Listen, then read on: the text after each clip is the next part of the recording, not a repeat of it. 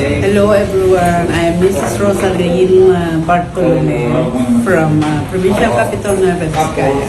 Yes, thank you, Madam, for visiting our Kangen Center. So, yes, actually, I want to ask you, how did this Kangen water help you, Madam, sa blood sugar ninyo?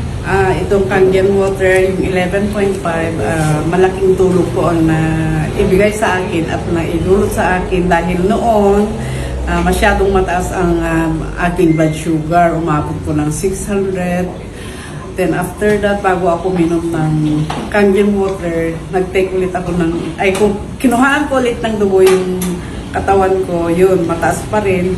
Tapos after that, uminom ako ng Kangen water. So yun, kinuhanan ko ulit yung sugar ko, yun, biglang bumabay yung aking blood sugar, naging 131.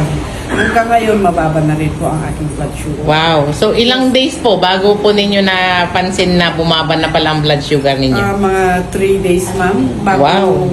noon, mataas yung sugar ko. Tapos, kinuhanan ko. Tapos, after 3 days na umiinom ako nung 11.5 Kangen water, naging 131 na po.